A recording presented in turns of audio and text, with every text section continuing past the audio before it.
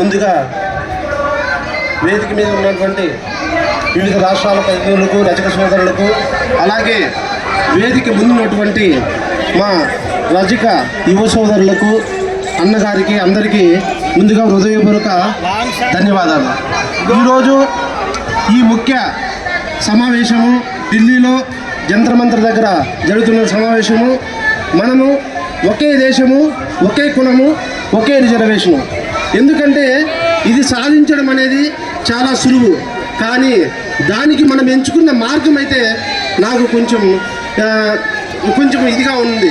ఎందుకంటే ఉద్యమాన్ని మనము గ్రామాల నుండి, మండలాల నుండి, నియోజకవర్గాల నుండి, జిల్లాల నుండి రాష్ట్ర స్థాయికి ప్రజల్లో మన రజక సోదరుల్లో చైతన్యం నింపితే తప్పితే మనము ముందుకు వెళ్ళే అవకాశం లేదు. ఎందుకంటే ఒక వ్యక్తి ఎప్పుడైనా సరే పోరాటం సాధిస్తాడు, పోరాటం మొదలు పెడతాడు.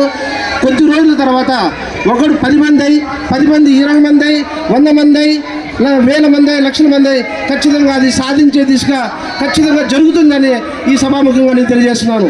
అలాగే ముఖ్యంగా ఇది సాధించవచ్చు అనడానికి నాకు ఒక మంచి శుభపరిణామం ఏంటంటే, ఆల్రెడీ మన దేశంలో 19 రాష్ట్రాల్లో మనం ఎస్సీలుగా ఉన్నాం.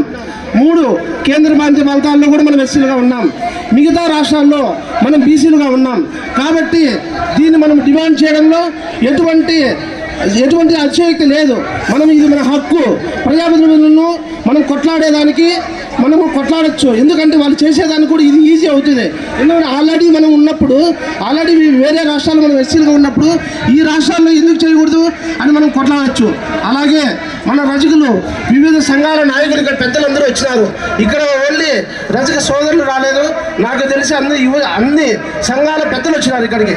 మీకు కూడా ఒకటే చెప్తున్నా, మీరందరూ మాలాంటి యువతను ప్రోత్సహించి మీ సంఘాల వాళ్ళందరూ ఒక తాటి మీకు వచ్చి, మీరు వివిధ పార్టీలలో ఆల్రెడీ ఉన్నారు కాబట్టి మీరు మన రాజకీయ నాయకులను వాళ్ళకి మంచిగా ఉండి వాళ్ళతో అవకాశం వచ్చినప్పుడల్లా మన ఈ ఎస్సీ నినాదాన్ని వాళ్ళకని మనం చెప్పగలిగినామంటే ఖచ్చితంగా మనం ఎస్సీ పోరాటం చేయవచ్చు.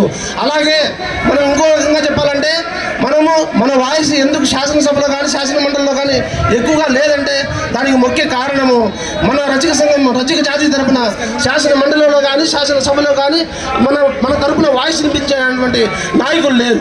మనమంతా ఎంతసేపు మనల్ని 5% జనాభా ఉన్న మన ఆంధ్రప్రదేశ్లో కానీ మనల్ని ఓట్ బ్యాంక్ కానీ వాడుకుంటారు, కానీ మనకు ఎటువంటి పదవులు కానీ రాజకీయ వాటా కానీ మనకు లభించలేదు. కాబట్టి రజక సోదరులారా, మీ అందరికీ నేను చెప్పేది ఒకటే, మీరు పోరాటం చేస్తున్నా, మనం పోరాటం చేస్తున్నా ఖచ్చితంగా దీన్ని మంచి బంధాలు పోతేనే మనం సాధించగలుగుతాం.